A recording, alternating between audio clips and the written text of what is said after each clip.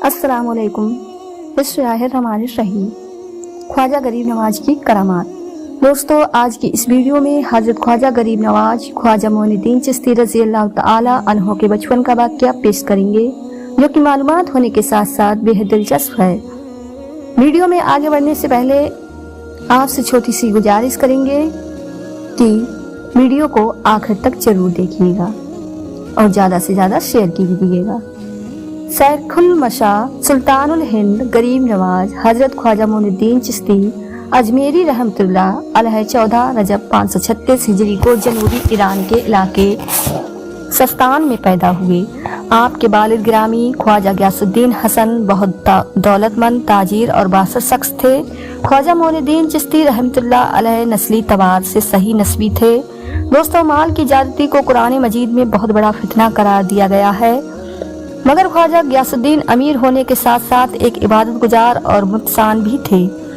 हजरत ख्वाजा मोइनुद्दीन चिश्ती अजमेरी रहमतुल्लाह अलैह ने एक दौलतमंद घराने में बड़े नाजो नाम के साथ परवरिश पाई थी, मगर कहने वाले कहते हैं कि ऐसो इशरत की इस फरावनी के बावजूद भी ख्वाजा साहब में बचपन से ही एक अजीब अंदाज की किनात थी। जिस दौर में हजरत ख्वाजा गरीब नवाज रहमतुल्लाह अलैह की पैदाइश हुई थी, वह बड़ा पुरसोब दौर था। सिस्तान और खुरासान लूटमार की सदमे थे। हर तरफ अफरा तफरी का माहौल था। सियासी इंतजार ने इंतहा सगीन सूरत इख्तियार कर ली थी। सरसब्ज और सादाब इलाकों में आग भड़क रही थी और खूबसूरत से खूबसूरत शहर खंडराया थे। मुसलमानों में कई फिरके बन चुके थे, जो बड़ी बेदर्दी और बेरहमी के साथ मुसलमानों का ही खून बहा रहे थे। पूरे मुल्क में कत्ल गारत का बाजार गर्म कर रखा था। यही वह जहर आलोद फिजा थी जिसने ख्वाजा गयासुद्दीन हसन को अपना वतन छोड़ने पर मजबूर कर दिया। आप रहमतुल्लाह अलैह अपनी बीवी और बच्चे को लेकर खुरासान चले आए। उस वक्त ख्वाजा मोइनुद्दीन चिश्ती रहमतुल्लाह अलैह की उम्र 1 साल के करीब थी। ख्वाजा साहब के अब्बू ख्वाजा गयासुद्दीन का ख्याल था कि उन्हें यहाँ खुरासान में कोई ना कोई आराम की जगह जरूर मिल जाएगी, मगर यहाँ भी गर्दिश महसाल के वही तेवर थे। यहाँ भी फितना सर उठा रहे थे। ख्वाजा गयासुद्दीन ने अपने फर्जन की तालीम तरबियत के लिए बड़ा एहतमाम किया, मगर खुरासान की सूरत हाल रोज बरोज बिगड़ती ही चली गई। 549 हिजरी में खूनी सैलाब इंसानी सरों से गुजर गया। उस वक्त ख्वाजा मोइनुद्दीन चिश्ती रहमतुल्लाह अलैह की उम्र 13 साल की थी। ख्वाजा मोइनुद्दीन चिश्ती रहमतुल्लाह अलैह ने मुसीबतों और आफतों के अलमनारा बहते देखे थे। कभी कभी आप निहायत रक्ता आमज लहजे में अपने अबू जान से सवाल करते थे कि बाबा जान, मुसलमानों का खून आखिर कब तक बहता रहेगा? कहने लगे, बेटा, यह सरवरी हवाएं ईमान वालों के लिए आजमाइश हैं। तुम्हें सब्र करना ही पड़ेगा। फिर एक दिन सब्र की तलकीन करने वाला भी दुनिया से रुखसत हो गया। ख्वाजा गयासुद्दीन हसन ने 551 हिजरी में वफात पाई। उस वक्त हजरत ख्वाजा मोइनुद्दीन चिश्ती रहमतुल्लाह अलैह की उम्र मुबारक 15 साल थी। आपने आंखें खोलते ही हर तरफ कयामत के मंजर देखे थे। एक और कयामत थी जो आप पर पूरी तरह से टूट पड़ी थी। सारा माल असबाब तो पहले ही छिन गया था, अब एक दौलत बाकी थी और वह था बाप का साया। लेकिन कम उम्री में ही ख्वाजा साहब एक सफीक मेहरबान बाप के साय से भी महरूम हो गए थे। वालिद की मौत ने ख्वाजा साहब रहमतुल्लाह अलैह को इस कदर मुतासिर किया कि आप हर वक्त उदास और परेशान रहने लगे। ऐसे नाजुक लम्हा में आपकी माँ थी हजरत बीबी नूर रहमतुल्लाह अलैह, जिन्होंने बड़ी इस्तेकामिया और बड़े हौसले के साथ बेटे को समझाया, ऐ फर्जन, जिंदगी के हर सफर में हर मुसाफिर को तन्हाई की अजयतों से गुजरना पड़ता है। अगर तुम अभी से अपनी तकलीफों का मातम करने बैठ गए तो यह दुश्वार गुजार रास्ता कैसे तय करोगे? उठो और पूरी तमन्ना के साथ अपना सफर शुरू करो। अभी तुम्हारी मंजिल बहुत दूर है। यह वालिद मोहतरमा की मोहब्बत का सबूत नहीं कि तुम दिन रात उनकी याद में आंसू बहाते रहो।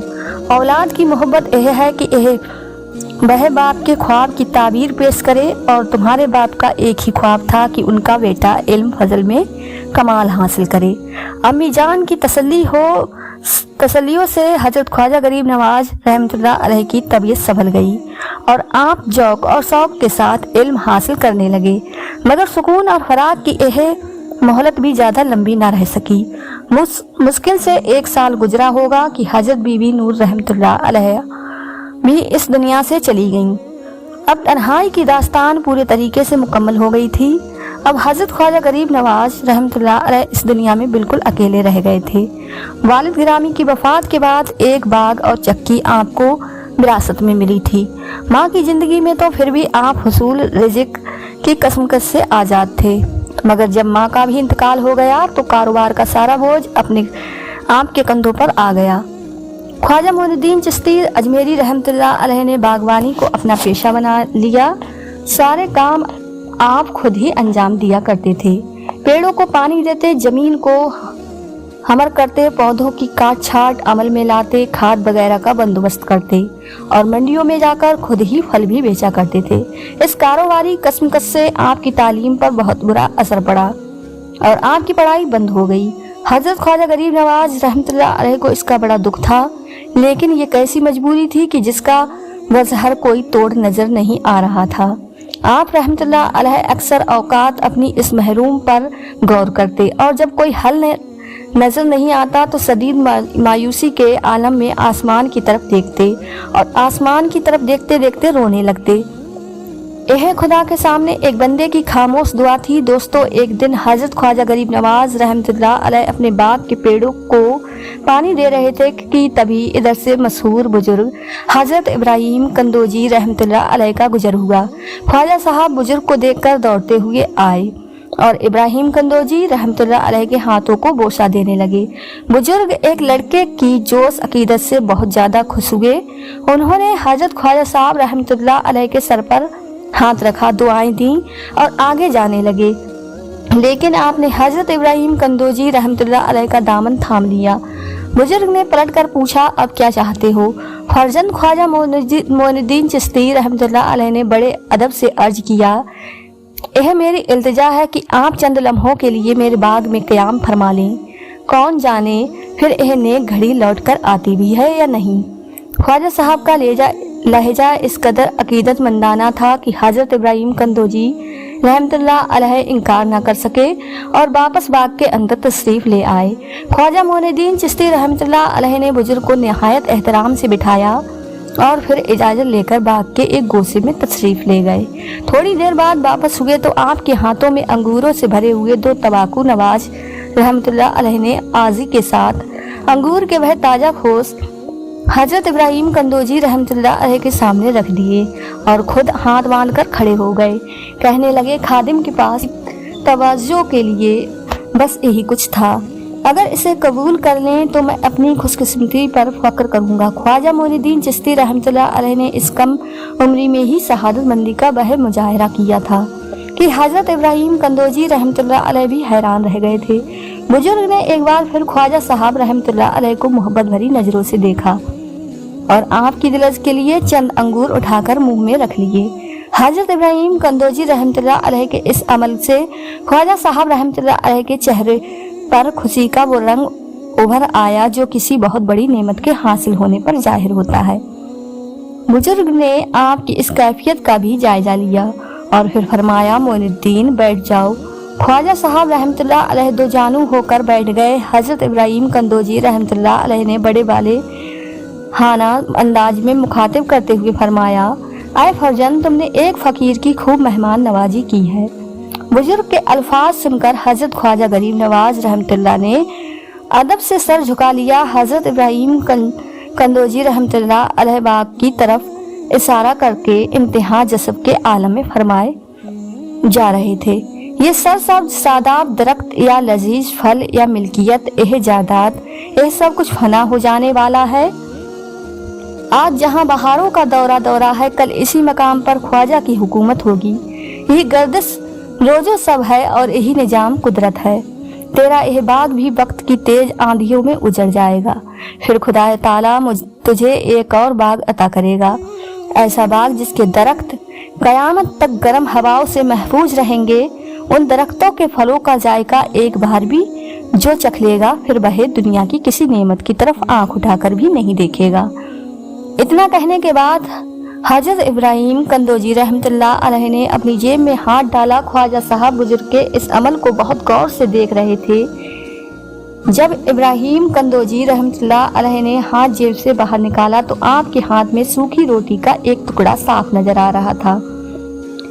ابراہیم کندوجی رحمۃ اللہ علیہ نے فرمایا، وہ تیری مہمان نوازی تھی بیٹا، یہ فقیر کی دعوت ہے۔ اتنا کہہ کر حضرت ابراہیم کندوجی رحمۃ اللہ علیہ نے روٹی کا وہ ٹکڑا حضرت خواجہ صاحب رحمۃ اللہ علیہ کے منہ میں ڈال دیا اور پھر تیزی کے ساتھ باغ سے نکل کر کسی دوسری طرف چلے گئے۔ روٹی کا ٹکڑا اس قدر خشک تھا کہ اس کا چبانا دشوار تھا، مگر خواجہ صاحب رحمۃ اللہ علیہ نے اسے بزرگ کا تحفہ عظیم سمجھ کر کھا لیا۔ اس ٹکڑے کا حلق سے اترنا ہی تھا کہ خواجہ غریب نواز رحمۃ اللہ علیہ کے دل کی دنیا ہی بدل گئی۔ آپ کو ایسا معلوم ہونے لگا جیسے کائنات کی ہر شے فضول ہے۔ دوسرے دن خواجہ صاحب رحمۃ اللہ علیہ نے اپنا باغ اور چکی دونوں ہی بیچ دی۔ آپ کے اس فیصلے پر آپ کے تمام جاننے والے بہت حیران تھے۔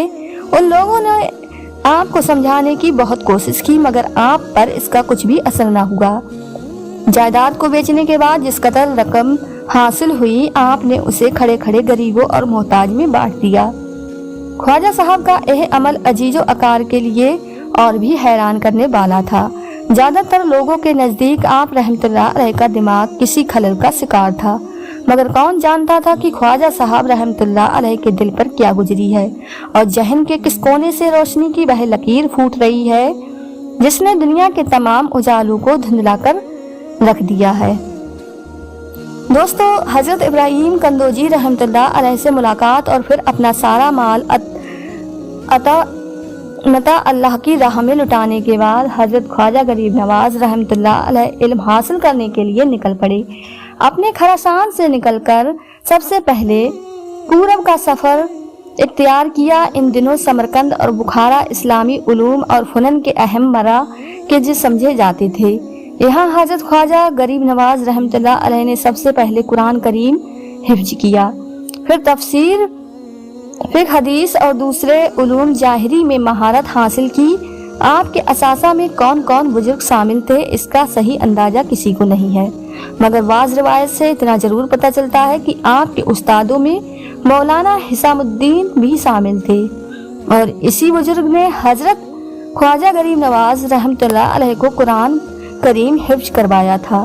دوستو، ہم نے ارادہ کیا ہے کہ ہم خواجہ صاحب کی پوری زندگی کو اپنے چینل پر اپلوڈ کریں گے، لیکن ایک ویڈیو کے اندر اگر ہم یہ کرنا چاہیں تو ویڈیو بہت زیادہ لمبی ہو جائے گی، اس لیے ہم نے خواجہ صاحب کی زندگی کو کئی پارٹسوں میں ڈیوائیڈ کیا ہے۔ یہ پہلا پارٹ تھا۔ آپ اس ویڈیو کو ضرور لائک کیجئے اور اس چینل کو ضرور سبسکرائب کر لیجئے جس سے آپ کو نوٹیفیکیشن ملتا رہے۔ تب تک کے لیے اپنا خیال رکھیں۔ اللہ حافظ۔